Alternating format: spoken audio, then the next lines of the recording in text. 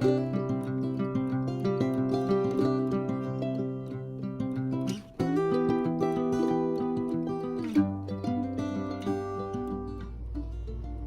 been growing strawberries, and every time I have some out there, I pick them and I wash them and freeze them until I had enough to make some more strawberry jam. So I am going to be canning these today, and these are an Everbearing strawberry. So these, I planted these last year, and the plants just keep revining, and I'll try to put a clip in here of that. All these strawberries right here are from vines that I kept just rooting. And this little rock right here, my grandboys painted it, because if you put rocks in there, it's supposed to trick the birds into thinking that the strawberries don't taste good. And then it produces all summer long. And I just keep freezing them. That little cup right there is where I rooted another vine that was growing. I'm going to be canning some strawberry jam, and I'm going to be using this. So I'm going to follow the instructions that came with this, with the cooked jam recipe. And down here it says strawberries, how many you need, and what you're going to add, and how to prepare the fruit. And it's going to yield 8 cups. So we'll see if we do this right. I'm going to be using organic cane sugar. And you need 4 cups of this, so I'm going to put it into this bowl.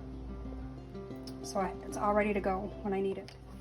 You're going to want to take your pectin, and the instructions say to put your pectin in a bowl, and then a 1/4 cup of sugar, and stir that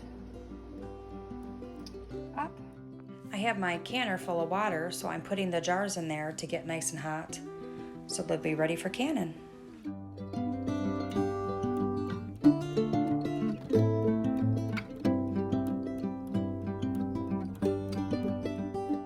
As you start cooking down your strawberries, you can either use a potato masher and mash them like this, or you can put them in the blender beforehand, or you can use an immersion blender. And you can leave it chunky if you prefer, or you can really make it, you know, super fine. Whatever your liking is.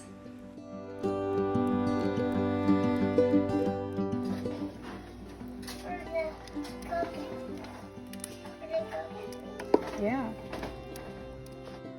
So now you're going to want to add the pectin and the sugar mixture and stir it in real well.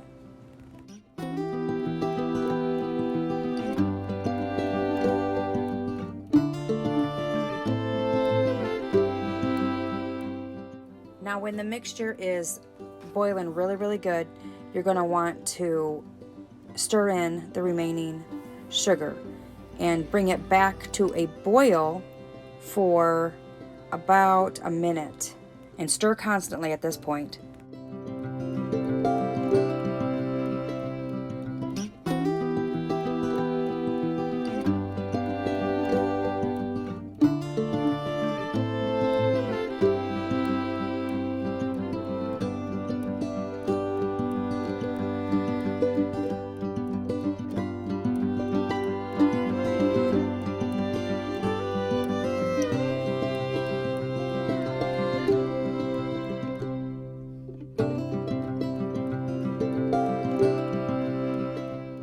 After your minute is up, now you can take a metal spoon and scrape off any foam that you might have, and just put it in a bowl and set it aside, and it's still good to eat, so I wouldn't let it go to waste.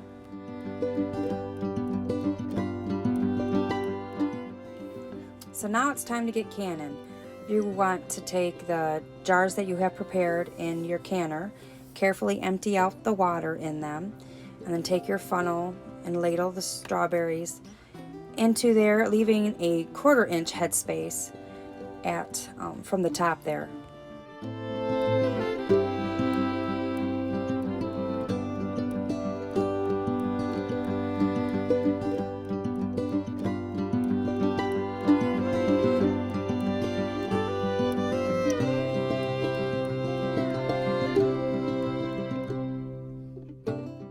Now use your debubbler and run along the sides just a little bit, which you really don't have to because it is so liquidy.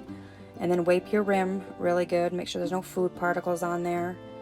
And then take your lid and place that on there. And then your ring, and remember, only finger tight, not scrunching it down, just finger tight, and put it back in the canner.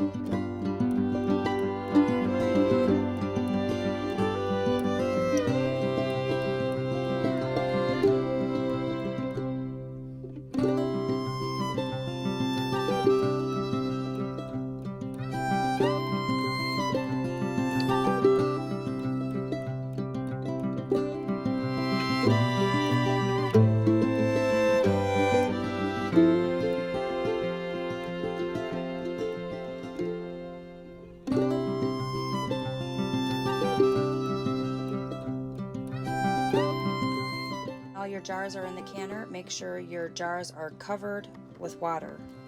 So I'm going to set the timer now for 10 minutes. And while that is going, I'm going to clean up my prep work here and the dishes. Because you know, if you don't get these done, it's going to stockpile up on you, and then you're going to get overwhelmed, and it's just not going to be fun anymore. So let's get this taken care of and get our kitchen back being clean. The timer went off, so I cut off the heat. And now I can take these out. Here.